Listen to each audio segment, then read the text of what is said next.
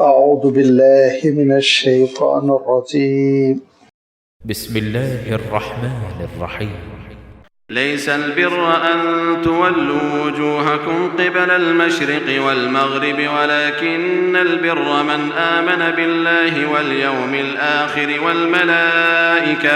والملائكة والكتاب والنبيين وآتى المال على حبه ذوي القربى واليتامى والمساكين وابن السبيل والسائلين وفي الرقاب وأقام الصلاة وآتى الزكاة والموفون بعهدهم إذا عاهدوا والصابرين في البأساء والضراء وحين البأس أولئك الذين صدقوا وأولئك هم المتقون يا أيها الذين آمنوا كتب عليكم القصاص في القتلى الحر بالحر والعبد بالعبد والأنثى بالأنثى فمن عفي له من أخيه شيء فاتباع بالمعروف وأداء إليه بإحسان ذلك تخفيف من ربكم ورحمة فمن اعتدى بعد ذلك فله عذاب أليم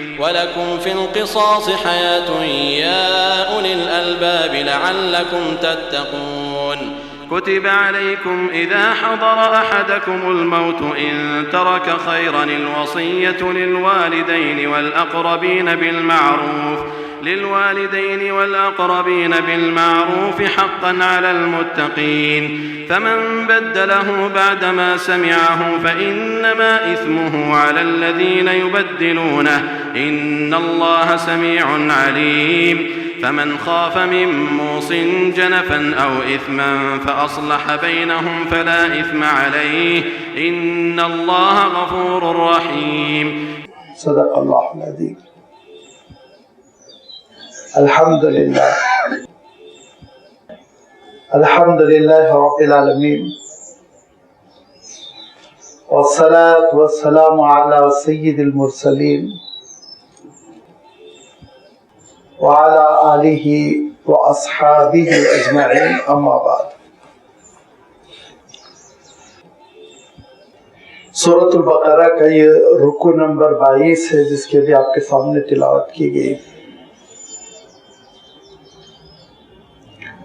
اس رکوع کا آغاز ہو رہا ہے آیت نمبر 177 سے اور یہ رکوع ختم ہو رہا ہے آیت نمبر 182 پر.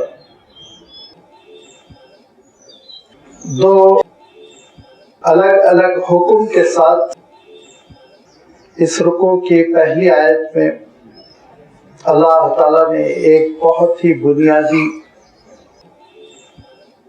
اصولی اساسی اور جامع آیت ارشاد فرمائی، عنایت فرمائی، جو مفسرین کے حلقے میں آیت البر کے نام سے معروف ہے. اور آیت البر سے سورۃ البقرہ کا موضوع سخن جو ہے، جو ٹاپک ہے، وہ تبدیل ہو جاتا ہے کہ تمہید کے بعد بنی اسرائیل کی کوتاہیوں کے تذکرے کے بعد، ملت ابراہیمی کے تذکرے کے بعد، اور اسی ضمن میں تحویل قبلہ اور اس سے متعلقہ احکام کے تذکرے کے بعد، اب یہاں سے ابواب البر کا آغاز ہو رہا ہے کہ اللہ تعالیٰ سے وفاداری کیا ہے، اطاعت کیا ہے، دینداری کیا ہے، تقوی کیا ہے. یہ حقیقت اب ہمارے سامنے آ رہی ہے. اور چونکہ راست خطاب جو ہے ڈائریکٹلی احکام دیے گئے ہیں امت مسلمہ کو، اسی لیے آپ دیکھیں گے یا ایھا الذین آمنوا، یا ایھا الذین آمنوا کہہ کر اللہ تعالیٰ نے خطاب فرمایا. جو پہلی آیت ہے آیت نمبر 177 جس کا ابھی میں نے تعارف کراتے ہوئے کہا آیت البر یہ کہلاتی ہے. یہ آیت قرآن پاک کی ان آیات میں سے ایک ہے جو بہت ہی جامع سمجھی جاتی ہے. یہ ایک آیت خود ایک پوری کتاب ہے. یہاں تک کہ بعض مفسرین نے لکھا کہ اگر یہ ایک آیت کتاب اللہ کی ہم کو دے دی جاتی تو ڈھنگ سے زندگی گزارنے کے لیے کافی ہوتی. تمام مفسرین، اہل علم، علماء حضرات اس بات پر متفق ہے کہ قرآن پاک کی جامع ترین آیتوں میں سے یہ ایک آیت ہے.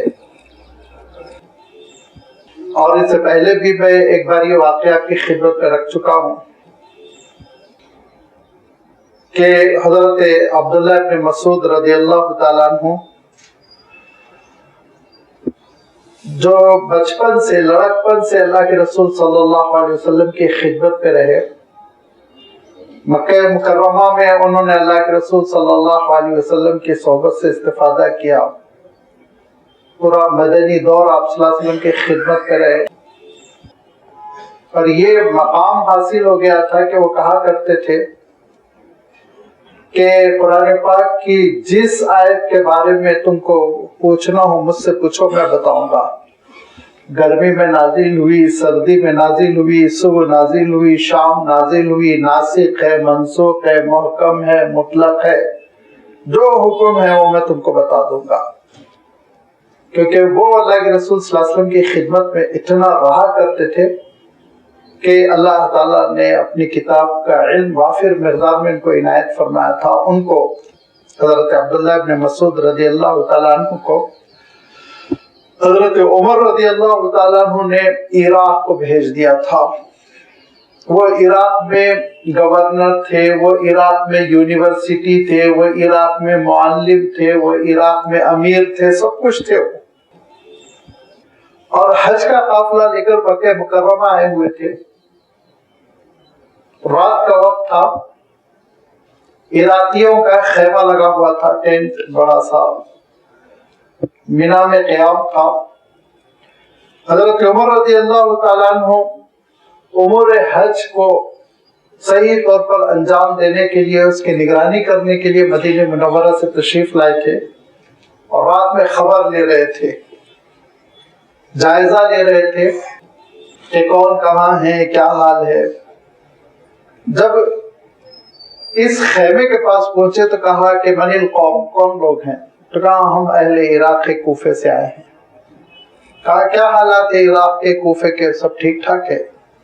تو لوگوں نے کہا الحمدللہ سب ٹھیک ٹھاک ہے. رات کا وقت ہے، لائٹ کا تصور ذہنوں سے نکال دیجئے. یہ 1400 سال پہلے کی بات ہے، لائٹ وائٹ نہیں ہے، اندھیرا ہے، تاریکی ہے. اور عراقیوں سے حضرت عمر رضی اللہ تعالیٰ عنہ خطاب کرتے کرتے پوچھتے ہیں کہ کتاب اللہ کی تعلیم ہو رہی ہے کہ نہیں ہو رہی ہے، قرآن پاک کی تعلیم ہو رہی ہے کہ نہیں ہو رہی؟ کہا نہیں، ٹھیک ٹھاک ہو رہی ہے الحمدللہ. کہا میں تو امتحان دوں گا. بہت پریکٹیکل تھے حضرت عمر رضی اللہ تعالیٰ عنہ. ہمارے پاس جو بزرگی کا تصور ہے نا، لمبے چوڑے کپڑے پہن کے سر جھکا ہوا رہنا چاہیے، وہ حضرت عمر کی بزرگی نہیں تھی. وہ ڈائریکٹ انوالو ہوتے تھے چیزوں میں.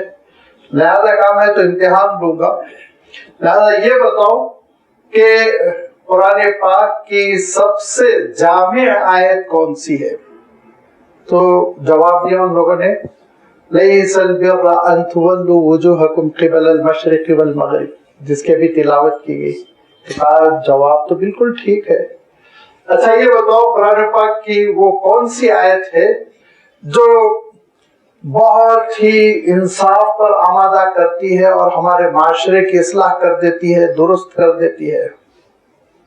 تو اندر سے آواز آئی ان اللہ یامر بالعدل والاحسان وایتاء ذی القربى وینہی عن الفحشاء والمنکر. خطبے میں آپ سنتے ہوں گے. تو حضرت عمر نے فرمایا جواب تو بالکل صحیح ہے.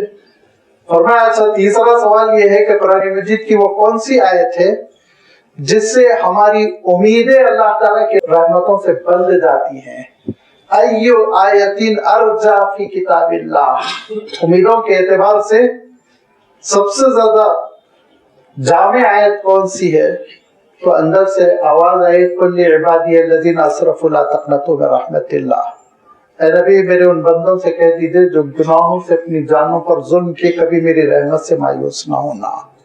تو حضرت عمر نے کہا لگتا ہے تمہارے اندر عبداللہ ابن مسعود ہے، تو اندر سے آواز آئی جی ہمارے درمیان عبداللہ ابن مسعود ہے۔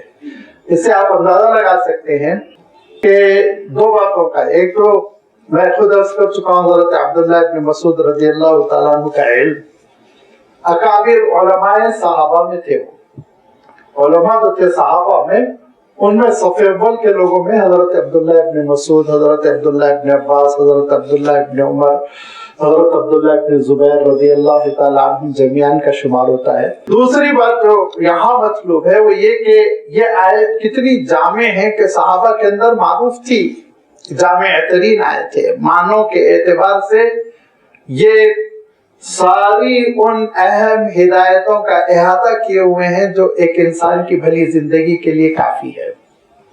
ایک اچھی زندگی گزارنا اگر انسان چاہتا ہے اور اس آیت کو پکڑ لے، اس آیت کو سمجھ لے، تو اس کے لیے یہ آیت کافی ہو جاتی ہے۔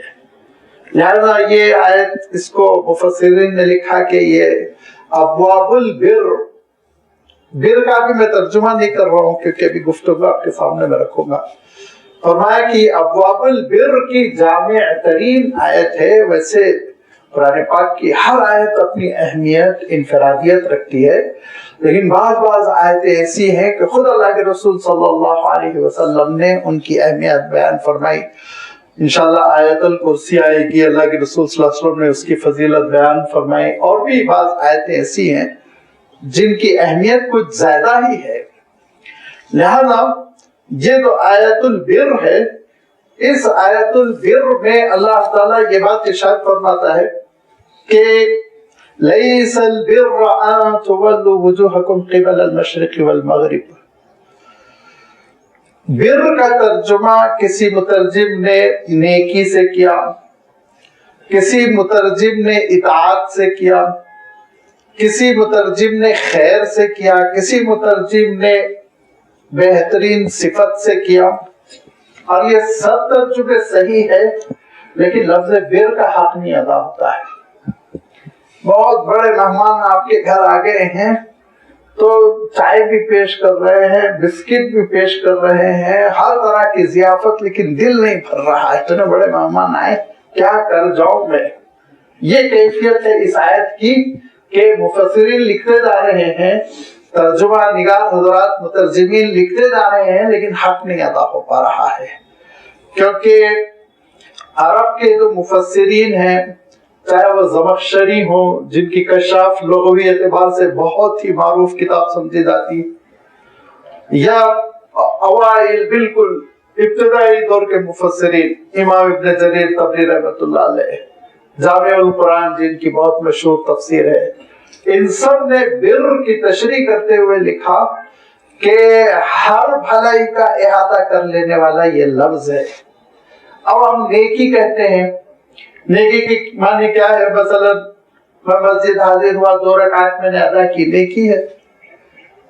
نیکی کے معنی کیا ہے؟ نیکی کے معنی یہ ہے کہ مثلا کسی کے ہاتھ میں آپ نے بطور خیرات 1 روپیہ تھما دیا، نیکی ہے، ساری چیزیں نیکی ہیں۔ تو بر ایسے ہی نیکیوں کو کہتے ہیں، ہر نیکی کو کہتے ہیں، یا اس میں کچھ اور بھی مفہوم ہے۔ اس کی تشریح کرتے ہوئے خود ہمارے ہندوستان کے ایک بہت بڑے تفسیر کے امام گزرے، آپ نے نام سنا ہوگا، مولانا عبدالحمید فراہی یا مولانا حمید الدین فراہی، دونوں طرح سے ان کا نام لکھا جاتا ہے۔ انہوں نے کوشش کی لیکن عمر وفا نہیں کر سکی کہ ایک قرآن مجید کے الفاظ کی ڈکشنری لکھی جائے، مفردات القرآن، لیکن ان کی عمر وفا نہیں کر سکی، وہ وفات ہو گئی، نامکمل سی رہی وہ۔ پھر بھی اس میں بہت کام کی باتیں آ گئی ہیں، مطبوعہ ہے وہ، عربی میں ہے، شائع بھی ہو چکی ہے، انکمپلیٹ ہی صحیح لیکن شائع ہوتی ہے وہ۔ اس میں وہ بر کی تشریح کرتے ہوئے لکھتے ہیں، اور ان کی تشریح واقعی دل کو لگتی ہے، کیونکہ وہ قرآن پاک میں ڈوب گئے تھے، انہوں نے پوری زندگی قرآن مجید سمجھنے میں گزاری تھی، اور انہوں نے قرآن مجید سمجھنے کے لیے عربی تو عربی ہے ہی قرآن پاک کی سرکاری زبان، عبرانی بھی سیکھی تھی انہوں نے، تاکہ اور کتابوں کا بھی مطالعہ کریں، تورات کیا ہے، انجیل کیا ہے، وہ بھی سمجھیں۔ تو انہوں نے لکھا کہ بر جہاں جہاں قرآن پاک میں استعمال ہوا ہے تو آپ دیکھیں گے کہ نیکی کے مفہوم کے ساتھ ساتھ اس میں وفاداری کا مفہوم بھی پیوستہ ہے۔ ہر وہ نیکیاں جو جذبہ وفاداری سے رونما ہوتی ہیں، نکلتی ہیں، جس کا منبع، جس کا سرچشمہ جذبہ وفاداری ہوتا ہے، اس کو بر کہتے ہیں۔ لہذا انہوں نے احاطہ کیا، بر الوالدین قرآن پاک میں بار بار آیا، والدین کے ساتھ حسن سلوک کرنا، وفا کرنا، ان کے حقوق ادا کرنا۔ یہ لفظ خود اللہ کے لیے برٌ آیا ہے، بر الرحیم، اور اس میں یہ ہے کہ اللہ تعالیٰ تمہارے اعمال کو ضائع نہیں کرے گا۔ ہم وفاداری تو نہیں کہیں گے، اللہ تعالیٰ کے شایان شان یہ لفظ نہیں ہے، لیکن ہم یہ کہیں گے کہ اللہ تعالیٰ حقوق تلف نہیں فرمائے گا، اللہ تعالیٰ تمہاری نیکیوں کو ضائع نہیں کرے گا، وہ تم کو بدلہ دے گا۔ تو ایک طرح سے وفا کا مفہوم آتا ہے۔ اور اسی طرح انہوں نے کہا کہ چونکہ وفا میں کثرت ہوتی ہے، وفا میں وسعت ہوتی ہے، وفاداری محدود نہیں ہوتی، اسی لیے لامتناہی، انلیمیٹڈ جس کو آپ کہتے ہیں نا، غیر محدود سی چیز کے لیے بھی لفظ بر استعمال ہوا۔ اسی لیے قرآن مجید میں اللہ تعالیٰ نے ارشاد فرمایا ظہر الفساد فی البر والبحر، کہ سمندر تو سمندر، خشکی میں بھی بگاڑ۔ تو یہ بر اعظم آپ نے لفظ سنا ہوگا۔ اردو کا تو بڑا مسئلہ ہو گیا ہے نا، اردو کے اصطلاحات وغیرہ، لوگ ناراض ہوتے ہیں اور بعد میں میل بھی کرتے ہیں، فون بھی کرتے ہیں، لیکن ایک حقیقت ہے کہ اردو کا بھی وہ معیار باقی نہیں رہ گیا جو ہمارے پاس حیدرآباد میں پچھلے زمانے میں تھا۔ بر اعظم کانٹیننٹ کو کہتے ہیں، بڑی زمین، وسعت والی زمین، جس میں 20 ملک ہو، جس میں 20 خطے الگ الگ ہوں۔ تو کہا کہ یہ بر، یہ وفاداری سے کشادگی تک کا مفہوم لیے ہوئے لفظ ہے، اور اس کا ترجمہ اردو میں کسی ایک لفظ سے ممکن نہیں، کہ لیس البر کا ترجمہ آپ کو کرنا پڑے گا کہ اللہ تعالیٰ کی اطاعت، اللہ تعالیٰ سے وفاداری، اللہ تعالیٰ کی صحیح معنوں میں عبادت، اور اللہ تعالیٰ کی عبادت والی نیکیاں یہ نہیں ہیں کہ ہم چہرہ کر لیں مشرق کی جانب یا مغرب کی جانب۔ لیس البر تولوا وجوہکم قبل المشرق والمغرب۔ اگر عربی دان حضرات ہے تو جانتے ہیں کہ لیس البر ہے، لیس البر نہیں ہے، کیونکہ اللہ تعالیٰ نے خبر کو مقدم کر دیا ہے، اور ان تولوا وجوہکم یہ مصدر کے معنوں میں تولیت وجوہکم، یہ دراصل مبتدا ہے اور خبر یہاں پہ مقدم ہے۔ یہ ایک ٹیکنیکل چیز ہے، لیکن یہ اعراب کی وضاحت اس میں آ جاتی ہے کہ زبر کیوں ہے، لیس البر، برو کیوں نہیں ہے، لیس البرو کیوں نہیں ہے۔ اس کی وجہ یہ ہے کہ اللہ تعالیٰ نے یہاں پہ مبتدا کو مؤخر فرمایا، خبر کو مقدم فرمایا، لہذا فرمایا کہ لیس البر ان تولوا وجوہکم، وفاداری یہ نہیں ہے، اطاعت شاری یہ نہیں ہے، اور اپنے مولا کی رضا چاہنے کی خواہش یہ نہیں ہے کہ چہرہ مشرق کی طرف کرو، چہرہ مغرب کی طرف کرو۔ اور میں آپ کی خدمت میں بات رکھ چکا ہوں، جب وہ شروع میں آیت آئی تھی تحویل قبلہ سے پہلے کہ مشرق و مغرب کسی بھی جانب اللہ تعالیٰ اگر رخ کرنے کا حکم دے دے تو اس کی اطاعت ہونی چاہیے، مشرق و مغرب کی اہمیت نہیں ہے۔ تو عرض کیا تھا کہ مشرق اور مغرب دو لفظ، مشرق جس کو ہم ایسٹ کہتے ہیں، مغرب جس کو ہم ویسٹ کہتے ہیں، یہ دو سمتوں کا ذکر اللہ تعالیٰ نے اس لیے فرمایا۔ یہ بات میں نے عرض کر دی تھی، پھر یاد دہانی کر دیتا ہوں کہ مشرق کو عیسائیوں نے مقدس مانا، مغرب کو یہودیوں نے۔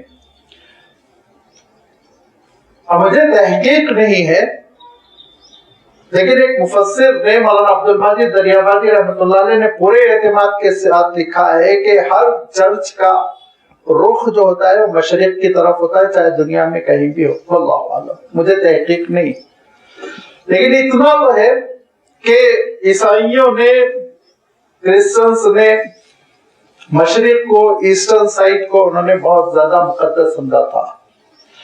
और ये भी तय है कि अगर आप मस्जिद अक्सा चले जाए तो वेस्टर्न वाल आप देखेंगे कि मगरिब को यहूदियों ने अहमियत दी। ये दोनों के झगड़े को खत्म करते हुए अल्लाह ताला इरशाद फरमाता है, न मशरिक न मगरिब कोई हैसियत नहीं। और एक बहुत ही अहम बात ये भी कही गई कि हमारे बरादरान वतन ये कभी भी पूजा ये नॉर्थ और साउथ की तरफ नहीं करेंगे, या तो चेहरा उनका मगरिब की तरफ होता है सूरज डूबते वक्त, और मशरिक की तरफ होता है सूरज निकलते वक्त। तो अल्लाह ताला ने गोया उनके ऊपर भी अटकल लगा दी, तनकीद कर दी, मशरिक और मगरिब की कोई हैसियत से नहीं इरशाद फरमाया। और इसीलिए मुसलमान मशरिक और मगरिब को लेकर नहीं बैठता है। अगर आप यमन जाएंगे तो आप शुमाल के नॉर्थ की तरफ रुख करेंगे, फलस्तीन जाएंगे साउथ की जानिब रुख करेंगे, अमेरिका जाएंगे तो आप ईस्ट की जानिब रुख करेंगे, इंडिया में है तो आप वेस्ट की जानिब पीछे, वेस्ट जो है क्योंकि किबला पड़ रहा है, मक्का मुकर्रमा पड़ रहा है हमारे वेस्ट में, तो हमको तो हरम शरीफ की जानिब, मस्जिद हराम, काबतुल्लाह जो भी आप ताबीर करना है कर लीजिए, उसकी जानिब रुख करने का हुक्म है नमाजों में। कोई सिमत हमने पकड़ कर नहीं रखी। तो इरशाद फरमाया कि किसी भी जहत, कोई भी सिमत, उसकी कोई अहमियत नहीं है कि ये सिमत अहम है इसकी जानिब रुख करो, कोई हैसियत नहीं। इरशाद फरमाया असलन नेकी क्या है, भलाई क्या है, तकवा क्या है, अल्लाह ताला की इताअत शारी क्या है, उसकी फरमा बरदारी क्या है, अल्लाह को खुश करने वाली अदा क्या है। वलाकिन्नल बिर्रा, फरमाया नेकी और वफाशारी और इताअत तो ये है सबसे पहली चीज ईमानियात। मन आमना बिल्लाहि वल यौमिल आखिर वल मलाइकति वल किताबि वन नबिय्यीन, 5 चीजों का अल्लाह ताला ने तज़किरा फरमा, और ये 5 चीजें पूरे ईमानियात का गोया एक तरह से इहाता कर लेती हैं। फरमाया असलन नेकी और इताअत तो ये है कि अल्लाह पर ईमान हो। अब अल्लाह ताला पर ईमान कैसे हो, कुरान पाक खुद वजाहत करता है। 20 मकामात पे तफसील है। जैसे मिसाल के तौर पर सबसे मारूफ सूरत वो है कुल हुवल्लाहु अहद अल्लाहु समद लम यलिद व लम यूलद व लम यकुल लहू कुफुवन अहद। ये अगर सूरत हमने समझ ली तो अल्लाह ताला पर ईमान का तकाजा पूरा हो जाता है। इसीलिए तो अल्लाह के रसूल सल्लल्लाहु अलैहि वसल्लम ने उसको 1/4 करार दिया। लिहाजा इसमें क्या कहा, अहदियत। अहदियत का भी तर्जुमा मुश्किल है, वाहिद नहीं कहा यहाँ पे, अहद, कोई नजीर नहीं, कोई उसका सानी नहीं, बदल नहीं, हम पल्ला नहीं, इक्वल नहीं, बराबरी करने वाला नहीं, अहदियत ही अहदियत है, वहां पे इनफरादियत है, यूनिक। और दूसरी बात क्या फरमाया, कुल हुवल्लाहु अहद अल्लाहु समद, किसी की जरूरत नहीं, किसी का मोहताज नहीं, कायनात में किसी चीज की उसको कोई जरूरत नहीं, इंसानों की जरूरत नहीं, यहाँ तक कि मैं शऊर के साथ कह रहा हूँ फरिश्तों की भी अल्लाह को जरूरत नहीं, अल्लाह को जरूरत नहीं, हमको है जरूरत, हमारे लिए फरिश्ते हैं, लेकिन अल्लाह ताला फरिश्तों का मोहताज है, नऊजुबिल्लाह, ऐसा नहीं है। लिहाजा ये इरशाद फरमाया कि सबदियत है उसकी। और उसके बाद इरशाद फरमाया कि ये अकीदा जो ईसाइयों का है, बेटा बाप ये वो, कहा नहीं, लम यलिद व लम यूलद, ना उसका कोई बेटा ना उसका कोई वालिद, वो जाते खालिक है, मखलूक से वो बेनियाज है। ये मखलूक की जरूरियात है, बाप होना, बेटा होना, भाई होना, बीवी होना, नऊजुबिल्लाह। अल्लाह ताला पर ये गेस नहीं कर सकते आप मखलूक की मजबूरियां, उसकी बड़ी तफसील है, मैं यहाँ पे नहीं कर सकता। वलम यकुल लहू कुफुवन अहद, और कोई नहीं है जो इंटरफियरेंस हो सके कि वो किसी को बेटियां देना चाह रहा तो जिद करके बेटा दिलाए, वो किसी को लावलद रखना चाह रहा तो जिद करके औलाद दिलाए, वो किसी को बीमार करना चाह रहा हो तो इंटरफियरेंस मुदाखलत करके उसको सेहत दिलाए, वो किसी को मारना चाह रहा हो तो उसकी जिंदगी में एक्सटेंशन करवाए, किसी के अंदर कोई सलाहियत नहीं। औलिया तो औलिया, अंबिया में भी ये सलाहियत नहीं है कि अल्लाह ताला के कारखाने कुदरत में इंटरफियरेंस हो। उनकी कबूलियत, मकाम, महबूबियत, उससे कौन इनकार कर सकता है, इनकार करने वाला काफिर हो जाएगा। लेकिन ये समझना कि अल्लाह ताला के फंक्शंस में, ड्यूटीज में वो शरीक कार है, नौजुबिल्लाह कुफर है, शिर्क है। تو یہ ایمان کا تقاضا، اللہ تعالیٰ پر ایمان یہ ہوگا، والیوم الآخر، اور آخرت پر ایمان۔ آخرت پر ایمان لازمی بات ہے، قرآن مجید نے اس کی وضاحت کر دی، اور اس کی وضاحت اللہ تعالیٰ نے بار بار قرآن پاک میں یوں بیان فرمائی کہ دیکھو آخرت کا پہلا مرحلہ غمرات الموت، دوسرا مرحلہ سکرات الموت، تیسرا مرحلہ فرشتوں کا روح قبض کر لینا، چوتھا مرحلہ قبر کی منزل، پہلی منزل میدان حشر، قیامت، میزان عمل، پل صراط، جنت، جہنم، ساری چیزوں کی اللہ تعالیٰ نے تفصیل بیان فرما دی ہے، سب کو ماننا۔ یہ ہے الایمان بالیوم الآخر، آخرت پر ایمان۔ یہ دنیا ہماری یہ سامنے کی دنیا ہے، اور دوسری دنیا جو وہ ہمارے نگاہوں سے اوجھل ہے، اس کے لیے ضرورت پڑتی ہے ایمان بالغیب کی، اور ایمان بالغیب ہی اصل ایمان ہے۔ جس کے پاس ایمان بالغیب نہیں ہے وہ مومن نہیں ہے۔ لیکن اللہ تعالیٰ نے بندوں کی سہولت کے لیے شفقت اور رحمت فرماتے ہوئے اپنے صحیفوں سے اور اپنے نبیوں اور رسولوں کے ذریعے سے، خاص طور پر اپنے آخری رسول آپ صلی اللہ علیہ وسلم کے ذریعے سے آخرت کی بہت سی حقیقتوں کو بیان کر دیا، اور بہت سی حقیقتیں ہماری نگاہوں سے اوجھل ہے، وہاں پہنچنے کے بعد ہی معلوم ہوگا۔ لہذا فرمایا کہ دیکھو اصل اطاعت تو یہ ہے، وفاداری تو یہ ہے، نیکی اور بھلائی تو یہ ہے اللہ پر ایمان ہو، صحیح آخرت پر ایمان ہو، والملائکتی، اور فرشتوں پر ایمان ہو۔ کیا ایمان ہو؟ اللہ تعالیٰ ارشاد فرماتا ہے فرشتے اللہ تعالیٰ کی مخلوق ہے، اور میل فیمیل کا وہاں مسئلہ نہیں، کیونکہ وہ نور سے پیدا کیے گئے، اور ان سے خطا ہو، غلطی ہوئی، اس کا کوئی تصور نہ کرنا، کیونکہ فرمایا کہ علیہ ملائکۃ غلاظ لا یعصون ما امرهم اللہ، جو اللہ حکم دیتا ہے اس کی وہ سرے منہ انحراف نہیں کرتے، نافرمانی نہیں کرتے، ان کے اندر نافرمانی کا ایلیمنٹ ہی نہیں ہے، کر ہی نہیں سکتے، بس فرما برداری جو حکم ملا وہ کرتے ہیں۔ ان ملائکہ کو، ان فرشتوں کو اللہ تعالیٰ استعمال کرتا ہے اپنے مخلوق پر احکام صادر کرنے کے لیے، اور اس کی سب سے موٹی مثال یہ ہے کہ انسانوں کی روح قبض کرنے کے لیے فرشتہ آتا ہے، کیونکہ اگر اللہ تعالیٰ کسی انسان کو کہہ دے مر جا تو اس کے فراخ اڑ جائیں گے، ٹکڑے ہو جائیں گے۔ اللہ کے حکم کی تاب انسان کا جسم نہیں لا سکتا، لہذا اللہ تعالیٰ نے کہا ٹھیک ہے ہم تم پر رحم کرتے، فرشتہ آئے گا، دھیرے دھیرے تمہاری روح کھینچے گا، جان نکالے گا، اور اس کے بعد اس کو چارج میں لے کر وہ اعلیٰ علیین میں یا جہاں رکھنا ہے وہ رکھ دیا جائے گا۔ یہ ہے فرشتوں کی ڈیوٹی، یہ ان پر ایمان رکھنا۔ والکتابی، اور اللہ کی کتابوں پر، کہ اللہ تعالیٰ نے اپنے نبیوں اور رسولوں پر صحیفے نازل فرمائے، اور حضرت موسیٰ علیہ السلام کو تورات کی تختیاں ملی، حضرت عیسیٰ علیہ السلام پر انجیل ملہم ہوئی، حضرت داؤد علیہ السلام کو روحانی نغمے ملے زبور کی شکل میں، اور پھر یہ آخری کتاب قرآن مجید آپ صلی اللہ علیہ وسلم پر نازل ہوئی۔ ان کا اللہ تعالیٰ نے بار بار تذکرہ کیا، لہذا یہ اللہ کی کتابوں پر ایمان۔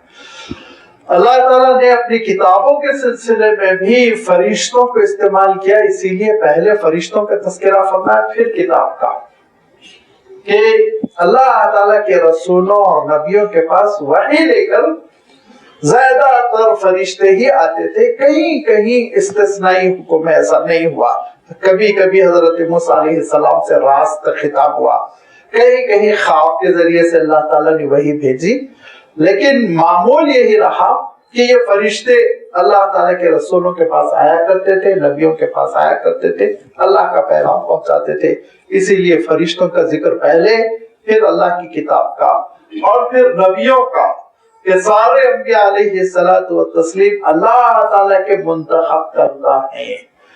اور پھر جب نبیوں پر ایمان کا یہاں پہ اللہ تعالیٰ نے حکم فرمایا، تو لازمی بات ہے قرآن مجید میں جو نبیوں کی صفات بیان کی گئی وہ ساری صفات پر ایمان رکھنا۔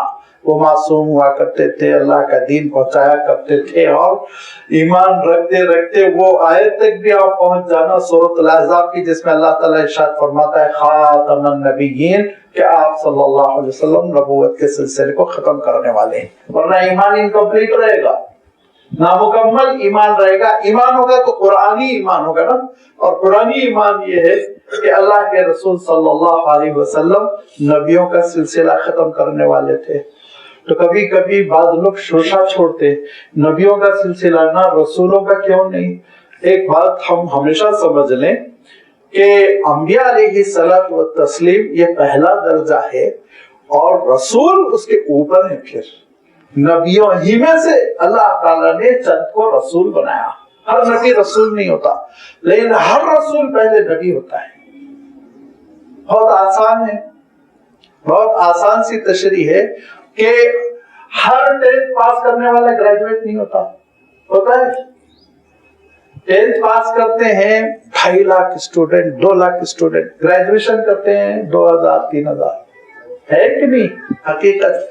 तो हर 10th पास करने वाला, एसएससी कर लेने वाला ग्रेजुएट नहीं होता, लेकिन हर ग्रेजुएट 10th पास होता है, तभी तो वो जाके ग्रेजुएट बनेगा ना।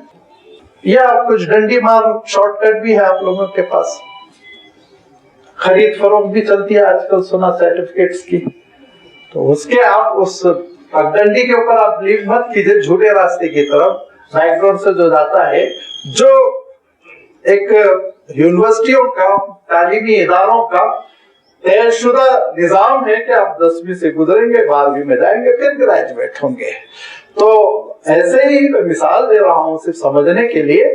अंबिया अलैहिस्सलाम की शान कुछ और होती थी, और उन नबियों में से अल्लाह ताला ने रसूलों को मुंतखब किया। रसूलों पर शरीयत नाजिल होती थी, रसूलों पर सहीफे नाजिल होते थे, रसूल कौम में हुज्जत बनकर आते थे और बहुत तहलका मच जाता था। और नबियों का मामला ऐसा हुआ करता था, कभी कभी वो सिर्फ दुआ करने वाले रहते थे, कभी कभी वो सिर्फ तज़किये नफ्स के लिए तशरीफ लाते थे। अंबिया तो बहुत थे। तो जब अल्लाह ताला ये इरशाद फरमा रहा है कि आप सल्लल्लाहु अलैहि वसल्लम नबियों के सिलसिले को खत्म करने वाले हैं, तो फिर रिसालत का सिलसिला, रसूलों का सिलसिला तो बदर्जे औला साबित हो गया, वो तो खत्म ही हो गया, बिल्कुल सवाल ही नहीं पैदा होता। फरमाया देखो, ईमान अल्लाह पर और आखिरत पर, फरिश्तों पर, किताब पर, नबियों पर, 5 ईमानियात का तज़किरा फरमाया। बाकी ईमानियात की जितनी तफसीलें इन 5 में से कहीं ना कहीं किसी न किसी हेड में सेट होती हैं, वो उसके अलग सहने की जरूरत नहीं है। पूरी ईमानियात की तकमील इन 5 अहम बुनियादी चीजों में हो जाती है। इसके बाद अल्लाह ताला ने जो बात इरशाद फरमाई वो बहुत काबिल गौर है। ईमानियात के बाद क्या है?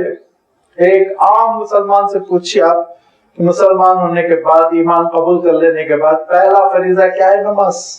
लेकिन अल्लाह ताला ने नमाज को मौखर किया है, और क्या इरशाद फरमाया? वआतल माला अला हुब्बिही ज़विल कुर्बा वल यतामा वल मसाकिन व इब्नस सबील वस्साइलिन व फिर रिकाब। और वो अल्लाह ताला की फरमा बरदारी, इताअत, नेकी, दीनदारी है कि अपना माल खर्च करो। वआतल माला, वो बंदा जो माल अता करता है, अला हुब्बिही, कोई भी बड़े से बड़ा बुजुर्ग ये नहीं कह सकता कि माल से मेरा कोई ताल्लुक नहीं, दिल में कोई मोहब्बत नहीं। नहीं, माल है, जरूरत है, सब माल को पसंद करते हैं, माल से काम बनते हैं, माल से गल्ला अनाज खरीदेंगे, माल से दवा खरीदेंगे, माल से बच्चों की तरबियत होगी, घर बनेगा। माल, पैसे तो जरूरत है ही। फरमाया गैर जरूरी तसव्वुफ का मुजाहरा करने की कोशिश न करो, मुझे पैसों की कोई जरूरत नहीं है, मैं बिल्कुल इससे बरी हूँ। फरमाया देखो, माल की मोहब्बत है। वआतल माल अला हुब्बिही, बावजूद माल की मोहब्बत के माल को खर्च करना। फरमाया ये है अल्लाह ताला की फरमाबरदारी। जिस चीज से मोहब्बत नहीं है, बेकार है, वो चीज अगर कोई खर्च कर रहा है तो उसमें क्या नेकी है, उसमें क्या सवाब है? सोचिए। ये तो मैं नहीं कहूंगा उसमें सवाब नहीं, अल्लाह ताला कुछ भी दे दे, एक अलग बात है, लेकिन ये कौन सी बड़ी इताअत व फरमाबरदारी हुई कि मेरे घर के सहन में बिला वजह घास उगाई, अब मैं उसको काट के कराओ, ये खैरात कर रहा अल्लाह के रास्ते पे, तो तुमको जरूरत ही नहीं है। ना तुम्हारे पास बकरी है ना बैल है, तो घास लेके क्या करोगे? काट के फेंकोगे ही फेंकोगे। तो फरमाया देखो, जिस चीज की जरूरत हो। अल्लाह के रसूल सल्लल्लाहु अलैहि वसल्लम से पूछने वाले ने पूछा, अल्लाह के रसूल बेहतरीन सदका कौन सा है? تو اللہ کے رسول صلی اللہ علیہ وسلم ارشاد فرماتے ہیں انت تصدق وانت صحیح و شحیح، ایسے عالم میں خرچ کرنا کہ تم صحت مند ہو۔ نزا کے عالم میں ڈاکٹر صاحب نے کہا بچنا مشکل ہے، تو اب تو مال کام آنے والا نہیں نا، خرچ ہی کریں گے، کیا کریں گے، دے دو مسجد کو، دے دو مدرسے کو، دے دو، اب تو دل ہی نہیں لگتا مال میں۔ فرمایا تو صحیح ہوں، جب کہ تم صحت مند ہو، شحیح ہوں، مال کے تم ضرورت مند ہو، تم کو مال کی ضرورت ہو، کل خریدنا ہے ناشتے کا سامان، دوپہر کا کھانا، اس کے لیے اٹھا کے رکھے، تب بھی اللہ کے راہ میں خرچ کرنا، یہ فرمایا افضل ترین صدقہ ہے۔ لہذا فرمایا وَآتَ الْمَالَ عَلَى حُبِّهِ، مال کی محبت کے باوجود مال اللہ تعالیٰ کے لیے خوشنودی کے لیے خرچ کرنا۔ کہاں کرنا بھائی؟ کوئی ہانڈی نہیں ہے جس میں جا کے ڈالنا ہے۔ فرمایا ذوی القربیٰ، قرابت داروں پر، سب سے پہلے اپنے خاندان پہ خرچ کرو، اپنے بال بچوں پر، پھر اس کے بعد اپنے ماں باپ ہے، پھر قرابت دار ہے، اور قرابت دار کی جو لسٹ بنتی ہے وہ وراثت کے اعتبار سے سب سے قریب کون ہوتا ہے؟ بھائی بہن ہوتے ہیں، کیونکہ وہ ہماری جڑ سے نکلی ہوئی شاخیں ہیں۔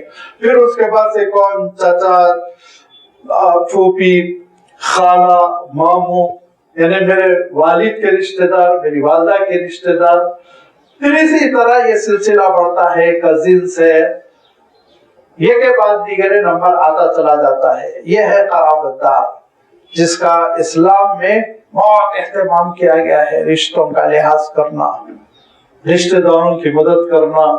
انسان تنہا امیر ہو کر زندگی بسر کرے، معاشرے سے کٹ کر، غرور و تکبر کے ساتھ، یہ اللہ تعالیٰ کو بالکل پسند نہیں ہے۔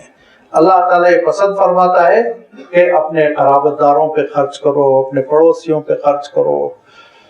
ساری ہی سوسائٹی میں مال کے جو فوائد ہیں، جو منفعاتیں ہیں، وہ نظر آنی چاہیے۔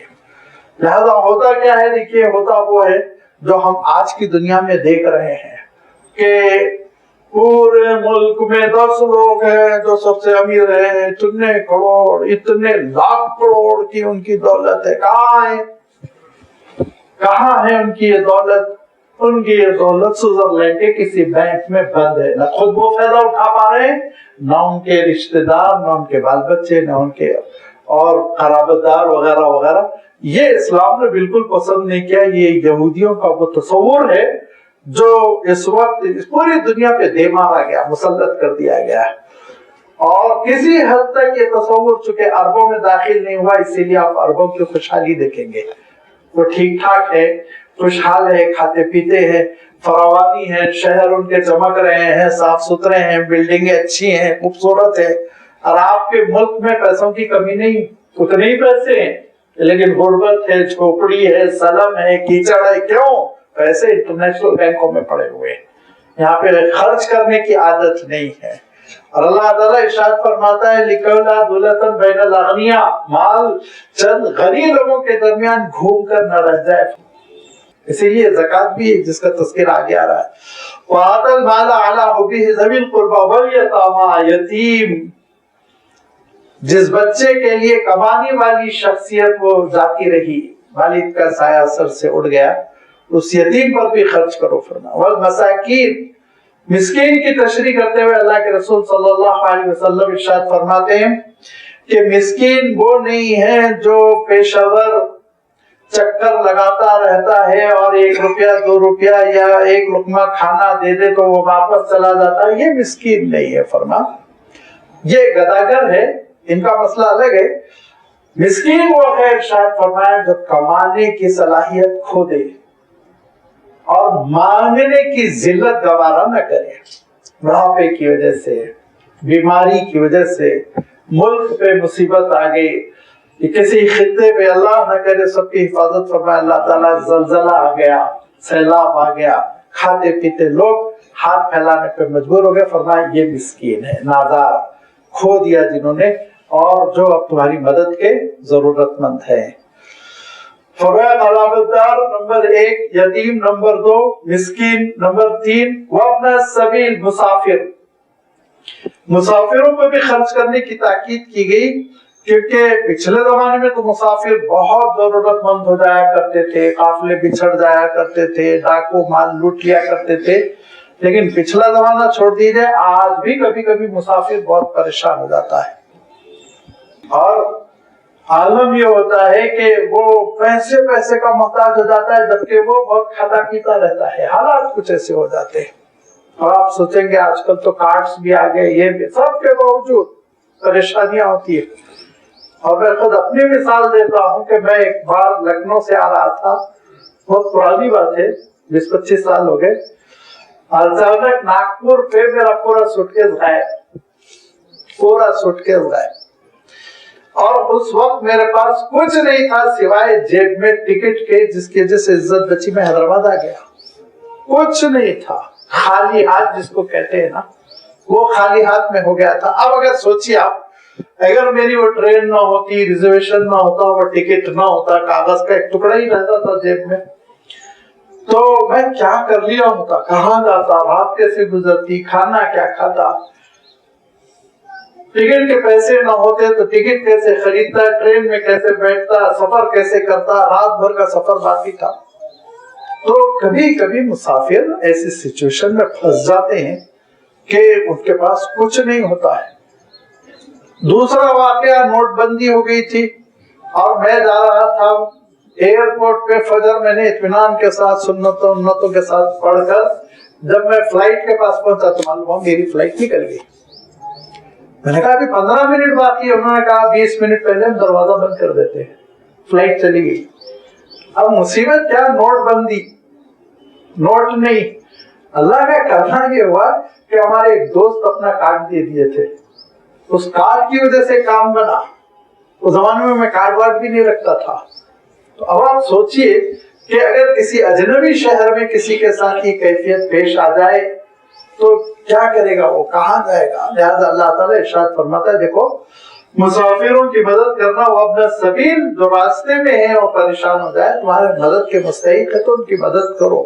تحقیق کر لیجیے، جو کوئی اعلان کر دے میں مسافر ہوں ان کی مدد کر دی جائے، ایسا نہیں ہے، تحقیق کر لو، سوچ لو، سمجھ لو، دیکھ لو، چیک کر لو۔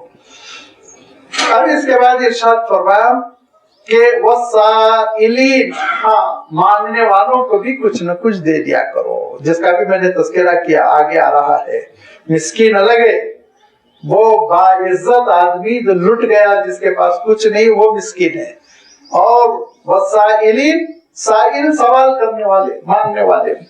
بتا اوقات ہمارے ساتھی بہت ناراض ہوتے ہیں، یہ پیشہ ور ہے، ہاتھ پھیلاتے ہیں، اب آپ کو دینا ہے دے دیجئے، اور اگر آپ نہیں دینا چاہتے تو یہ ارشاد فرمایا گیا ان کو جھڑکی نہ دو، ام مسائل فلا تنہر، جھڑکی نہ دو، معافی مانگو۔ لیکن اللہ کے رسول صلی اللہ علیہ وسلم ارشاد فرمایا کرتے تھے کہ اگر مانگنے والا گھوڑے پر بھی آئے کچھ نہ کچھ دے دو۔ کیوں مانگ رہا ہے پتہ نہیں، بھئی اللہ مالک ہے، ہو سکتا ہے واقعتاً ضرورت مند ہو۔ لہذا فرمایا وَالسَّائِلِينَ، مانگنے والوں کا بھی ایک حق ہے، وہ ہاتھ پھیلا رہے ہیں، آگے کھڑے ہوئے ہیں۔ کبھی کبھی مانگنے والے کون ہوتے ہیں؟ ہمارے جان پہچان کے پرانے ملازمین، ضعیف ہو گئے، بوڑھے ہو گئے، تو جو بھی ہاتھ پھیلا کر آ جائے ان کو کچھ نہ کچھ دے دو۔ اور ایک بات یاد رکھیے، یہ جو ترتیب ہے نا، اس میں آپ یہ مت سمجھے کہ سائل کا بھی وہی حق ہے جو رشتہ دار کا ہے، ایسا نہیں۔ رشتہ دار ہے، والدین ہے، بھائی بہن ہے، پڑوسی ہے، مصیبت زدہ ہے۔ ترتیب سے آپ آئیں گے، اور جو خرچہ آپ کو کرنا ہے کسی یتیم پہ، کسی سائل پہ، وہی خرچہ نعوذ باللہ والدین کے ساتھ، ایسا تھوڑی ہے، وہ زیادہ حقدار ہے، ان کی ساری ضروریات کی تکمیل کرنے کے ہم جواب دیں، اس کو روپیہ 2 روپیہ دینا ہے، ایک سکہ دینا ہے۔ لہذا یہ ایک ترتیب ہے۔ اور پھر آخری بات جو ارشاد فرمائے وہ ہے وَفِي الرِّقَابِ، اور گردنوں کے چھڑانے میں، یعنی غلام آزاد کرنے میں۔ اب تو غلامی کی آزادی کا تصور نہیں رہ گیا، تو اب مفسرین نے فرمایا کسی مقروض کے قرضہ ادا کرنے میں آپ سپورٹ کریں گے تو یہ وہی آپ کو اجر ملے گا، گویا کہ غلام آزاد کرنے کے لیے جیسے آپ سپورٹ کر رہے ہیں، کیونکہ اس کی گردن پھنسی ہوئی ہے نا قرضے میں۔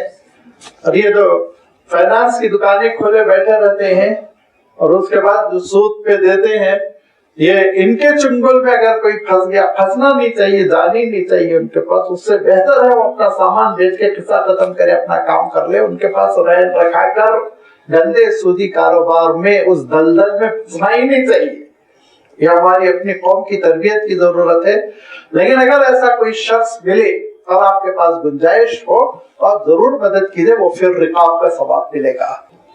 فرمایا دیکھو مال کی ضرورت و محبت کے باوجود مال خرچ کرنا قرابت داروں پر, یتیموں پر, مساکین پر, مسافروں پر, مانگنے والوں پر, اور پانچویں چیز ارشاد فرمایا گردنوں کے چھڑانے میں. تو یہ ہے اصل اطاعت, فرما برداری, نیکی, جو نہ یہودیوں سے ہوتا, نہ عیسائیوں سے ہوتا, جو نہ ہمارے برادران وطن سے ہوتا. پوری دلیل کے ساتھ میں کہہ رہا ہوں کہ نہیں نکلتے پیسے ہمارے برادران وطن سے. اگر کبھی آپ اخبار میں کسی کے بارے میں پڑھ لیں تو وہ سمجھ لیجیے وہ انکم ٹیکس سے بچنے کے لیے کچھ ترکیبیں کر رہا ہے, اسی لیے اشتہار بھی کر رہا ہے. ورنہ تو اللہ تعالیٰ کی خوشنودی کے لیے خرچ کرنے والا صاحب ایمان ہی ہوتا ہے, جس کو آخرت میں اجر لینے کا عقیدہ ہوتا ہے, وہ کھل کے کرتا ہے. اور یہی وہ وجہ ہے کہ آپ چوراہوں پہ دیکھیں گے کہ غیر مسلم عورتیں برقع پہن کے کھڑی ہوتی ہیں, کیونکہ ان کو معلوم ہے دینے والا مسلمان ہے. وہ جانتی ہیں کہ نفسیات جانتی ہیں کہ دینے والا مسلمان ہی ہے, تو ان کے اسٹائل میں ٹھہرو, ان کے قوم کا فرض بن کر ٹھہرو. دے دیتے آپ, اس لیے دے دیتے شاید وہی تالیف قلب بن جائے. دھیرے دھیرے اسلام کے اسی حسن کی وجہ سے وہ اسلام سے قریب آتے جائیں. کیا رج ہے, دو چاروں پہ جانے سے کوئی مسئلہ تھوڑی ہوگا. لہذا اللہ تعالیٰ نے مال کے خرچے کے سلسلے میں یہ بات ارشاد فرمائی.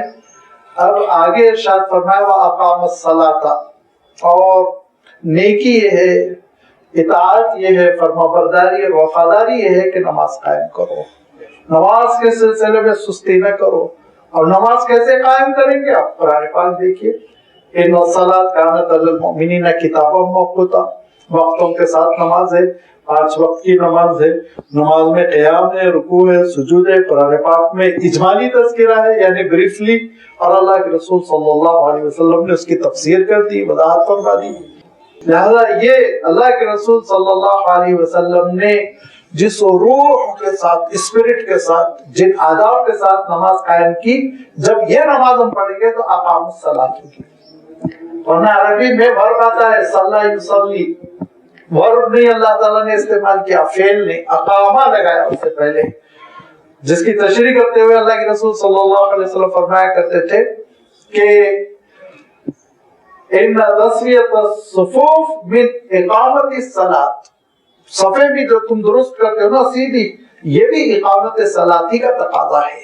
تو یہ اقامت اتنا وسیع کانسیپٹ رکھتا ہے کہ نماز کے پورے حقوق, ظاہری حقوق بھی اور اندرونی حقوق بھی. ظاہری حقوق جو آداب ہے فقہا نے لکھے ہیں, اور اندرونی خشوع و خضوع, للہیت, اللہ کے دربار میں کھڑے ہونے کا اور حضوری کا یقین, کیفیت, یہ ساری چیزیں ہوگی تو اقامت الصلاۃ. پھر اس کے بعد ارشاد فرمایا وآت الزکات, میں نے عرض کیا تھا نا ابھی یہ تو پورے صدقات نافلات ہیں جن کو اللہ تعالیٰ نے مقدم کیا, کیونکہ جب تک جیب مسلمان نہیں ہوتی دل مسلمان نہیں ہوتا. یاد رکھیے, پہلے جیب مسلمان ہوتی ہے, بعد میں اسلام دل تک جاتا ہے. لوگ سمجھتے ہیں دل میں اسلام جیب میں اسلام نہیں ہے, یہ بالکل الٹی ترتیب ہے. باہر سے اندر جائے گا نا تو جو اسلام کی, ایمان کی کھلی ہوئی علامت ہے کہ وہ اللہ تعالیٰ کی خوشنودی کے لیے خرچ کرتا ہے.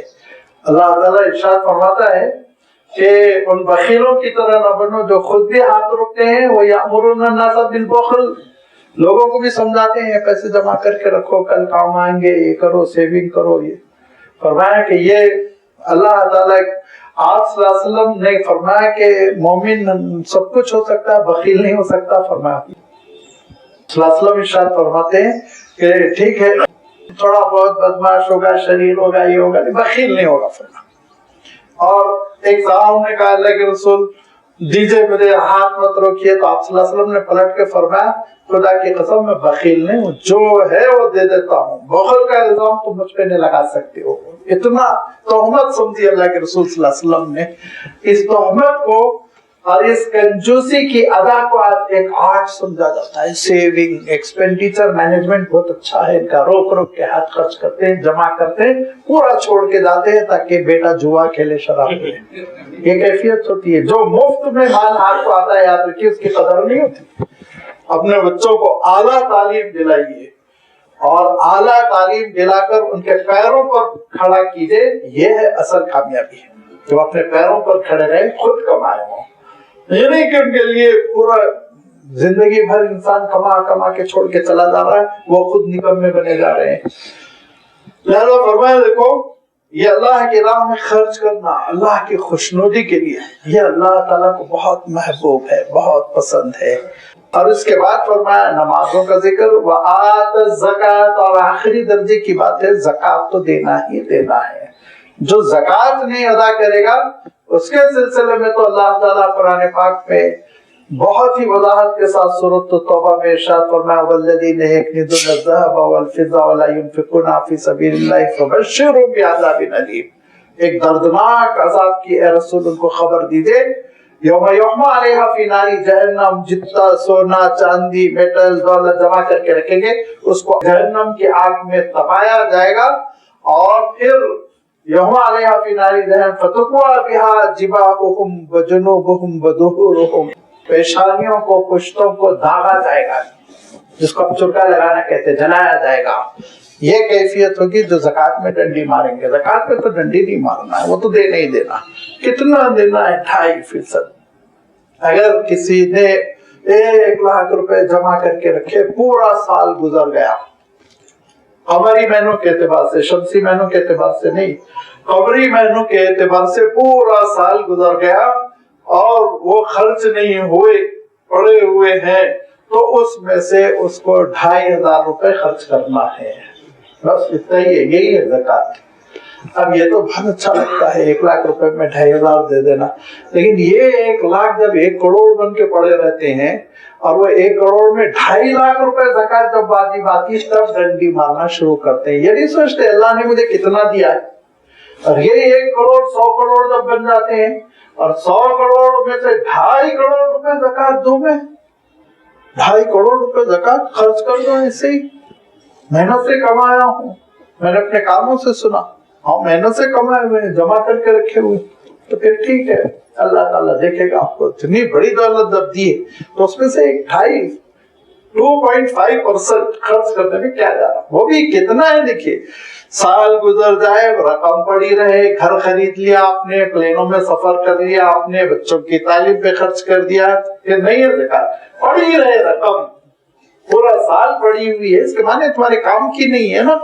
ابھی نے بیٹی کی شادی کے لیے رکھا، تو ارے اللہ کی راہ میں خرچ کرو، اس کو ڈبل کرے گا اللہ تعالیٰ. فرمایا کہ دیکھو زکات سے رقم بڑھتی ہے، گھٹتی نہیں، اور جو زکات نہیں ادا کرتا اللہ تعالیٰ اس کی رقم میں بے برکتی پیدا کرتا ہے، وہ تباہ ہوتی ہے، برباد ہوتی ہے. اولئک هم المضعفون، فرمایا یہ اضافہ دو اللہ کی راہ میں خرچ کرو. لہذا فرمایا کہ وَأَقَامُوا الصَّلَاةَ وَآتَوُا الزَّكَاةَ وَالْمُوفُونَ بِعَهْدِهِمْ إِذَا عَاهَدُوا، اور وہ لوگ جو جب کبھی کوئی عہد کر لیتے ہیں وہ عہد کو پورا کرتے ہیں. والموفون، اور ایفا کرنے والے، وفا کرنے والے اپنے عہدوں کا. جب کبھی کسی سے کوئی عہد کرے، اور جنہوں نے اللہ تعالیٰ سے عہد کیا ہے کہ اللہ ہم تیرے بندے ہیں، بندگی بجا لائیں گے، یہ عہد بھی پورا کرنا ہوگا. اور جب کسی نے کسی سے یہ عہد کیا ہے کہ یہ خرید فروخت تم سے کریں گے، یہ معاملہ ہم تم سے کریں گے، یہ بھی عہد ہے. سارے عہد ہے، اور یہ سارے معاہدوں کو، ایگریمنٹس کو پورا کرنا یہ مومن کی شان ہے. کبھی مومن اپنے وعدوں سے اور اپنے عہد سے، اپنے عہد و پیما سے، اپنے قول و قرار سے پیٹ نہیں پھرتا، چاہے کتنا ہی نقصان کیوں نہ ہو جائے، چاہے کتنا ہی نقصان کیوں نہ ہو جائے. اور اس موقع پہ آپ ابو داؤد کی وہ حدیث بھی یاد کر لیجیے کہ اللہ کے رسول صلی اللہ علیہ وسلم نے وعدہ نبھانے کے لیے ایک تاجر سے وعدہ کیا کر لیا تھا، 3 دن اسی مقام پر قیام پذیر رہے، اپنی ضرورت کے لیے تشریف لے جاتے، نماز کے لیے تشریف لے جاتے، پھر وہیں بیٹھے اس کا انتظار کرتے رہتے. 3 دن بعد وہ گزر رہا تھا، معافی مانگی تو اللہ کے رسول نے کہا کہ نہیں، عہد تو ہم پورا کرتے ہیں. یہ معاہدوں کو پورا کرنا، معاہدے کبھی نہیں توڑنا. معاہدہ کرنے سے پہلے خوب سوچ لیجئے، خوب اچھی طرح آپ سوچ بچار کے بعد معاہدہ کیجئے، لیکن معاہدے کے بعد نبھائیے. قول و قرار کو نبھانا یہ اللہ تعالیٰ نے مومن کی شان قرار دی. والموفون بعہدہم اذا عاہدوا، جو اتفاقاً ہماری زندگیوں سے نکل گیا، وعدہ کر کے توڑنا، معاہدہ کر کے توڑنا، اور ہم اتنے بجے آ رہے ہیں، ہم تو انتظار میں بیٹھے ہوئے ہیں کہ بھائی فلاں صاحب اتنے بجے آ رہے ہیں، ہم کو یہ لے جائیں گے، ہم سے ملاقات کریں گے، بعد میں 2 گھنٹے کے بعد فون کر رہے ہیں اور کہا ہے آپ آئے نہیں، ابھی آ رہا ہوں 5 منٹ میں۔ اور بھائی آپ صحیح بولیے، بعد میں معلوم ہو 5 منٹ بھی 5 گھنٹے رہتے ہیں، 4 منٹ کی ٹریفک میں پھنسے ہوئے ہیں، بول رہے ہیں آ رہا ہوں میں 2 منٹ میں آ رہا ہوں، 5 منٹ میں آ رہا ہوں، میرا وقت تباہ ہو رہا ہے نا، میری پوری اپنی مصروفیات تو برباد ہو رہی۔ تو فرمایا دیکھو جو عہد و پیمان کر رہے ہو نا ان کو پورا کرو، رنڈی نہ مارو، نہیں ہو سکتا بول دو یہ کام میرے سے ممکن نہیں ہے، میں نہیں آ سکتا، سیدھی سیدھی بات کرو۔ اس کے بعد لب و لہجہ بدل دیا گیا ہے، بہت بڑی تبدیلی آئی۔ اس کو ہم عربی میں ٹیکنیکلی کہتے ہیں کہ رفع سے نصب کی طرف چلے گئے اللہ تعالیٰ۔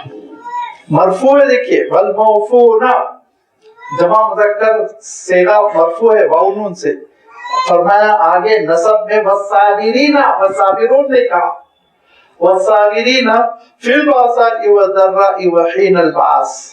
اور یہ جو تبدیلی ہے لب و لہجے کی، اس تبدیلی کے جو معنی ہوتے ہیں وہ یہ ہوتے ہیں کہ خاص طور پر میں ذکر کر رہا ہوں، یہ مفہوم ہوتا ہے عربی کے اعتبار سے۔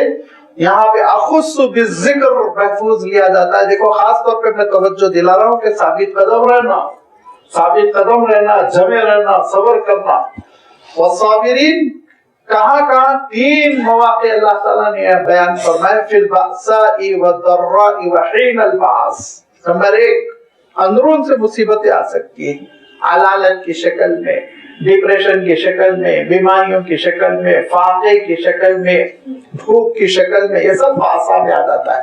والضراء، بیرون سے مصیبتیں آ سکتی ہیں، بیرون سے کوئی حملہ ہو رہا ہے، بیرون سے حالات بہت کشیدہ ہو گئے، پولیٹیکلی جیل میں انسان پہنچ گیا وغیرہ وغیرہ، بیرون سے جو مصیبتیں آ سکتی۔ وحین البعث، تیسری شکل جنگ میں، بالخصوص میدان جنگ میں جمے رہنا، ثابت قدم رہنا، تمہارے پیر ہرگز نہ اکھڑنے پائے۔ ایک فوجی کا پیر اکھڑتا ہے تو پھر وہ پوری جنگ شکست میں تبدیل ہو جاتی ہے۔ لہذا بہت تاکید کی گئی، اللہ کے رسول صلی اللہ علیہ وسلم بھی بہت تاکید فرماتے تھے۔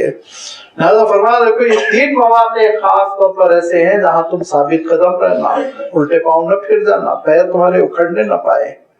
فرمایا اگر یہ تمہارے اندر صفات ہیں، نمبر 1 ایمانیات، نمبر 2 مال کو خرچ کرنے کا جذبہ، نمبر 3 نماز، نمبر 4 زکوٰۃ، نمبر 5 عہد و پیما پورا کرنا، نمبر 6 ثابت قدمی، تو فرمایا اولئک الذین صدقوا، یہ سچا مسلمان ہے، ورنہ بولنے کے لیے تو سب مسلمان ہیں، یہ ہے سچے مسلمان۔ اولئک الذین صدقوا وَأُولَئِكَ هُمُ الْمُتَّقُونَ، یہ اہل تقوی ہے۔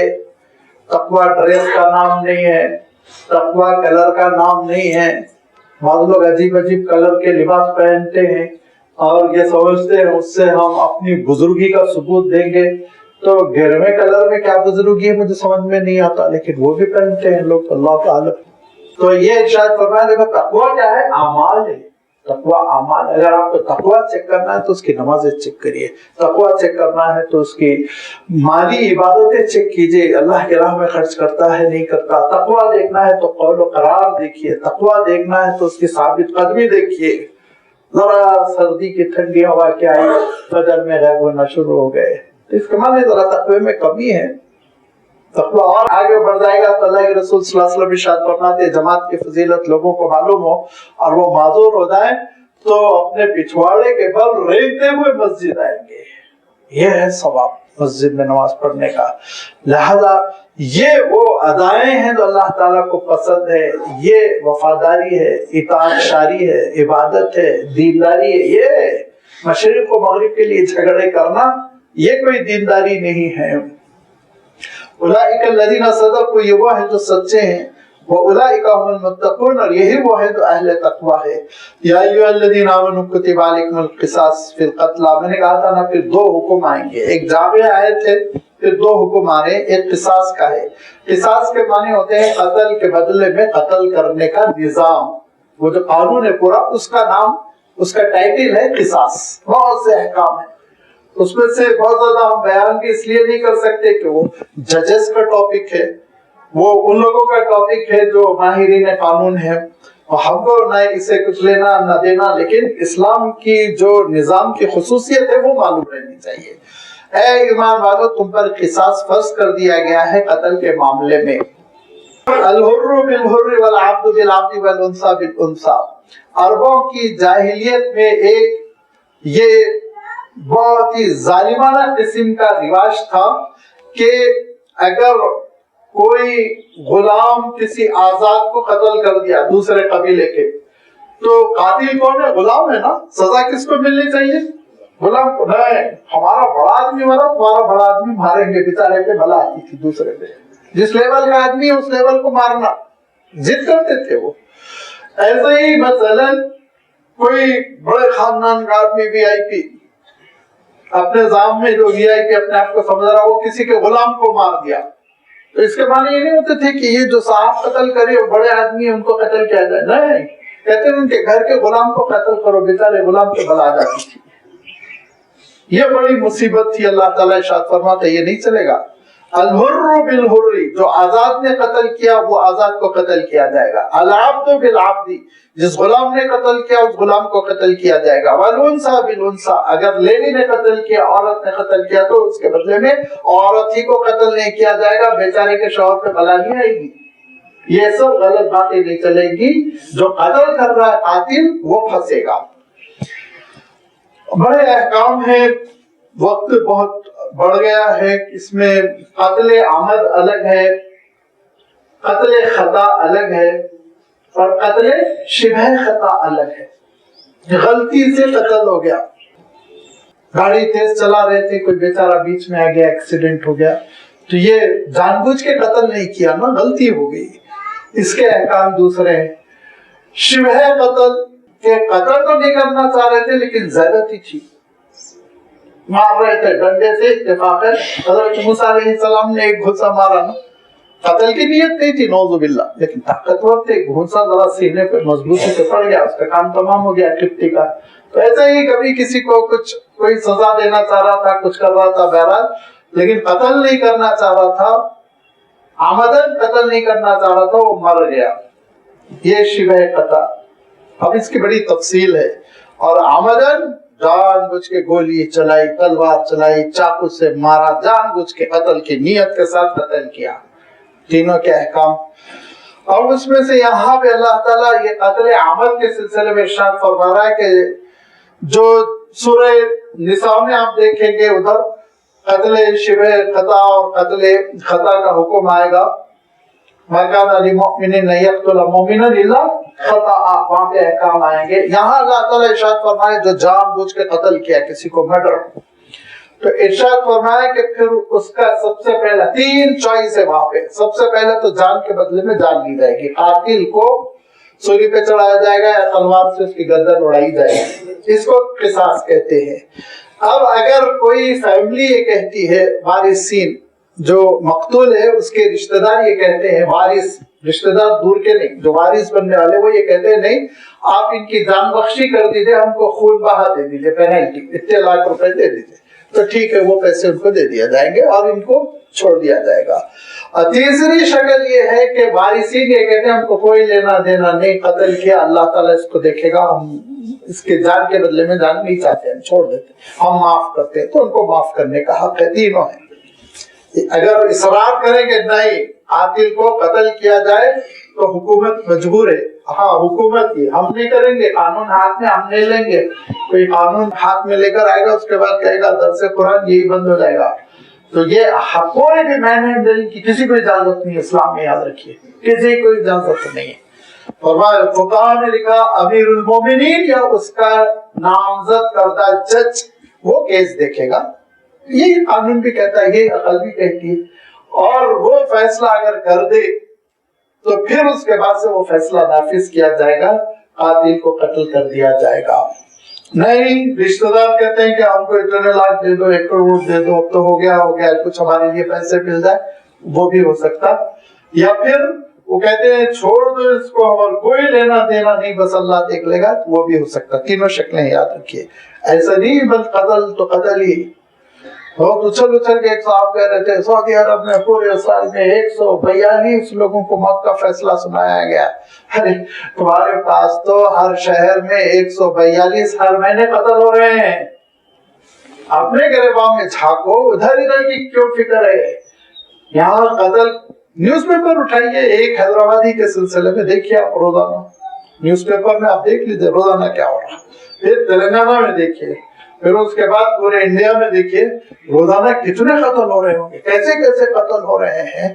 لیکن ان قاتلوں پر پابندی لگانے اور ان کو روک تھام کے لیے کوئی انتظام نہیں ہے. تھوڑے دن جیل میں رہتے ہیں, پیسے کھلا کے ضمانت, پھر ٹہلتے رہتے. اور بھائی دیکھو اے ایمان والو, تمہارے لیے اللہ تعالیٰ نے قصاص کا نظام لازم فرمایا, کتبہ فرض فرما دیا, اور وہ ایسے ہوگا کہ اگر آزاد نے مارا تو آزاد کو سزا ملے گی, اگر غلام نے قتل کیا غلام کو سزا ملے گی, اگر عورت نے قتل کیا عورت کو سزا ملے گی. فمن عفی لہ من اخیہ, اللہ تعالیٰ نے کہا اگر کوئی اپنے بھائی کو معاف کر دے, ٹھیک ہے بھائی قاتل ہی ہوگا مگر آدم ذات تو ہے, حضرت آدم کی اولاد سے تو ہے, تمہارا بھائی ہی تو ہے. فمن عفی لہ من اخیہ شیء فاتباع بالمعروف واداء الیہ باحسان. تو اب جو کچھ وہ مطالبہ پیسوں کا کر رہا ہے تو اداء الیہ باحسان, اچھے انداز میں اس کا پیمنٹ کر دینا, پھرانا نہیں کہ اب تو جان بچ گئی پھر آ رہے ہیں, نہیں دے رہے ہیں. ذالک تخفیف من ربکم ورحمہ, یہ تمہارے رب کی جانب سے ایک نرمی ہے اور تمہارے لیے ایک مہربانی ہے. فمن اعتدی بعد ذلک فلہ عذاب علیم, اور اس کے بعد بھی کوئی زیادتی کرتا ہے تو اس کے لیے دردناک عذاب ہے. وَلَكُمْ فِي الْقِصَاصِ حَيَاةٌ يَا أُولِي الْأَلْبَابِ لَعَلَّكُمْ تَتَّقُونَ. اے ایمان والو, قصاص کے نظام میں ہی تمہاری زندگی پوشیدہ ہے. یہ جب نظام, یہ قانون جس ملک میں جاری رہے گا اس میں جان کا احترام ہوگا, انسانی جانوں کو حرمت ملے گی, اور چھوٹی چھوٹی باتوں پر 2 گز زمین پر اور چند سکوں کے عوض کسی کو قتل نہیں کیا جائے گا, جان کی حرمت ہو جائے گی. سوچے گا قاتل 1000 بار سوچے گا ہاتھ اٹھاؤں نہ اٹھاؤں, سوچ سمجھ کے کہہ رہا ہوں میں ہاتھ اٹھاؤں نہ اٹھاؤں. قصاص کا نظام بڑا لمبا ہے, ایک دانت توڑے تو اس کے بدلے میں دانت توڑا جائے گا. والجروح قصاص, جیسا زخم لگائے ویسا زخم لگایا جائے گا. قصاص کا نظام بہت, میں نے عرض کیا نا, بہت تفصیلی نظام ہے یہ, اور فقہ کا قانون کا ٹاپک ہے کہ ہم اتنی وضاحت نہیں کر سکتے. اتنا تفصیلی ہے کہ آپ حیرت کریں گے کہ اللہ کے رسول صلی اللہ علیہ وسلم کے دربار میں کوئی چیز تقسیم ہو رہی تھی, ایک صاحب اچھل کے جا کے اس پہ گرے لینے کے لیے, تو اللہ کے رسول صلی اللہ علیہ وسلم کے ہاتھ میں چھڑی تھی, اس سے اللہ کے رسول صلی اللہ علیہ وسلم نے ان کو تھوڑا سا چھڑی کی ضرب لگائی. اور چھڑی بھی کیا, العرجون کا لفظ ہے, امام نسائی نے اس روایت کو نقل کیا. العرجون کے معنی ہوتے کھجور کی نرم سی چھڑی, تازی جو شاخ ہوتی ہے اس کو عرجون کہتے ہیں. حتی آدھا کل عرجون القدیم, چاند کے سلسلے میں باریک سا نکلتا ہے, تو عرجون پتلی سی چھڑی کو کہتے ہیں. اس سے حضور نے تھوڑی سی چوٹ لگائی تو انہوں نے کہا وہ تکلیف پہنچا دی آپ نے, وہ چیخنے لگے, مار دم کے لگی, زور سے لگی, چلانے لگے. وہ تو صاحا آیا ہے روایت میں, چیخا چلایا. تو اللہ کے رسول صلی اللہ علیہ وسلم نے ارشاد فرمایا تم بدلہ لو گے؟ تو انہوں نے کہا تعال استوقید, قوت کے معنی ہوتے بدلہ لے لو, قصاص لے لو. چھڑی دی.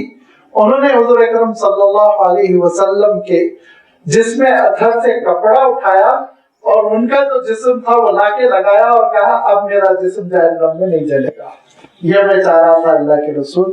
تو یہ جو قصہ ہے اس کی بنیاد پہ حضرت عمر نے تقریر فرمائی ہے. روایت ابو داؤد میں موجود ہے کہ حضرت عمر نے خطبہ دے کر کہا کہ جتنے عاملوں کو, عمرہ کو, گورنرز کو مختلف علاقوں میں بھیج رہا ہوں, کوئی چھڑی مارے, ڈنڈا مارے, لاٹھی چارج کرے تو کیس میرے پاس لاؤ, میں قصاص لوں گا, بدلہ لوں گا, چھوڑوں گا نہیں. کیونکہ اللہ کے رسول صلی اللہ علیہ وسلم نے اپنے آپ کو وڈرا کیا قصاص لینے کے لیے, امتی کے ہاتھ میں چھڑی دی اللہ کے رسول صلی اللہ علیہ وسلم. اور حضرت اسید بن حضیر رضی اللہ تعالیٰ عنہ کا تو مشہور واقعہ ہے, آپ نے سنا ہوگا کہ وہ ایک اسٹیج پہ بیٹھے ہوئے لطیفے سنا رہے تھے, بہت باغ و بہار تھے, وہ ہنستے بولتے صحابی تھے, لہذا وہ لطیفے سنا رہے تھے, لوگ سن رہے تھے, مسکرا رہے تھے. اللہ کے رسول صلی اللہ علیہ وسلم گزرتے ان کی پشت پہ چوٹی کاٹی. ایسی کیا کر رہے ہو اسید؟ تو انہوں نے کہا آپ آ گئی تھا نہیں یا رسول اللہ، اللہ کے رسول آپ تو تکلیف پہنچا دیے مجھے. تو کہا کیا مطلب تمہارا، تم کو تکلیف ہوئی؟ کہا جی مجھے تکلیف ہوئی. تو کیا تم بدلہ لینا چاہتے ہو؟ وہاں بھی یہی ہے. اللہ کے رسول نے کہا قصاص لینا چاہتے ہو؟ کہا میں قصاص لینا چاہتا ہوں. تو کہا لے لو. تو کہا میری پیٹھ تو ننگی ہے، آپ کی پیٹھ پہ تو چھپا ہے، کرتا ہے. کہا ٹھیک ہے. اٹھایا آپ نے. انہوں نے مہر نبوت کو چوما اور کہا یہ بہت دنوں سے اس کے طاق میں تھا کہ کبھی مہر نبوت نظر آ جائے اور اس کو میں چوم لوں، اللہ کے رسول آپ سے کون بدلہ لے گا. تو یہ اللہ کے رسول صلی اللہ علیہ وسلم اتنے تو محتاط تھے. اس احتیاط کی وجہ سے حضرت عمر فرمایا کرتے تھے، اور وقت لمبا ہو رہا ہے، یہ آج ہمارے لیے دعوت فکر ہے. تو ہم لاٹیاں چلاتے ہیں، گھوسے چلاتے ہیں، مارتے ہیں، منہ توڑ دیتے ہیں چھوٹی چھوٹی باتوں پہ. بالخصوص اساتذہ تو معاف فرمائے، ٹیچرز اساتذہ طلبہ کے اوپر جو لاٹھی چارج کر دیتے ہیں، یاد رکھیے فرمایا قیامت کے دن اس کا جواب دینا ہوگا. آپ صلی اللہ علیہ وسلم ارشاد فرماتے ہیں کہ قیامت کے دن اتنا ہی بدلہ تم سے لیا جائے گا جتنا ظلم تم نے اس دنیا میں کیا. بہت احتیاط کی ضرورت ہوتی ہے. اللہ کے رسول صلی اللہ علیہ وسلم نے زندگی میں اپنے ہاتھ سے کسی کو نہیں مارا. یہاں تک کہ راہ خدا میں بھی نکلتے تو اللہ کے رسول صلی اللہ علیہ وسلم نے تلوار نہیں چلائی. احتیاط فرماتے تھے آپ صلی اللہ علیہ وسلم. لہذا ذرا ہاتھ پہ کنٹرول رکھنا چاہیے، غصے میں بے قابو نہیں ہونا چاہیے. وَلَكُمْ فِي الْقِصَاصِ، اے مسلمانوں تمہارے لیے قصاص کے نظام میں حیاتن، زندگی ہی زندگی ہے. یا اولی الالباب، اے عقل مندو ذرا اس کو سمجھو. لعلکم تتقون، تاکہ تم متقی ہو کے زندگی بسر کرو، قتل کا رواج تمہارے پاس نہ رہے. کتب علیکم اذا حضر احدکم الموت ان ترک خیرا الوصیۃ للوالدین والاقربین بالمعروف. یہ اس وقت حکم آیا تھا جبکہ میراث کا حکم نہیں آیا تھا. میراث کا حکم سورہ نساء میں آئے گا انشاءاللہ. کس کو کتنا حق ہے، والد کو کتنا ملے گا، والدہ کو کتنا، زوجہ کو کتنا، بچوں کو کتنا، بیٹے کو کتنا، بیٹی کو کتنا. اس سے پہلے یہ کہا گیا کہ اے مسلمانوں تم پر یہ واجب ہے کہ موت کا وقت قریب آ جائے اور مال چھوڑے جا رہے ہو تو وصیت کر دو اپنے والدین کے لیے، قرابت داروں کے لیے، بھلے ڈھنگ سے، بالمعروف. حقا علی المتقین، یہ متقیوں پر واجب ہے، ضروری ہے. فمن بدلہ بعد ما سمعہ، اور وصیت سن لینے کے بعد، انتقال ہو جانے کے بعد کوئی اس کو چینج کرتا ہے، بدل دیتا ہے، تو فإنما اسمہ علی الذین یبدلونہ، گناہ تبدیل کرنے والے کو ہوگا، وصیت کرنے والے سے کوئی لینا دینا نہیں. ان اللہ سمیع علیم، بے شک اللہ تعالیٰ سننے والا، علم رکھنے والا. فمن خاف من موص جنفا، ہاں کسی شخص نے اس کو یہ اندیشہ، یہ ڈر ہوا کہ وصیت کرنے والے نے ناانصافی کی. جنفا، پہلی بیوی کے بچوں کو محروم، دوسری بیوی کے بچوں کو سب کچھ دے رہا ہے، ایسی کوئی گڑبڑ کر دی. تو پھر ارشاد فرمایا اور اسمن، یا کوئی اور گناہ کر دیا، فاصلح بینہم، اور وہ وصیت سننے والا اصلاح کر دے، فلا اسم علیہ، تب کوئی گناہ نہیں ہے. نیک نیتی کے ساتھ بھلی وہ کوئی تدبیر نکالتا ہے تب کوئی گناہ نہیں ہے. ان اللہ غفور الرحیم، اللہ تعالیٰ بہت بخشنے والا، معاف فرمانے والا ہے. لازمی بات ہے میراث کے حکم کے بعد یہ وصیت جو ہے وہ 33% میں محدود ہو کر رہ گئی ہے. پورے مال کی وصیت ہم نہیں کر سکتے، وہ اللہ کے حکم کے مطابق ڈسٹریبیوٹ ہوگا وراثت کے احکام کے مطابق. ہاں 33% میں ہم وصیت کرنے کے مجاز ہیں، یہ حکم اس پر جاری ہوگا. وآخر دعوانا ان الحمد للہ رب العالمین.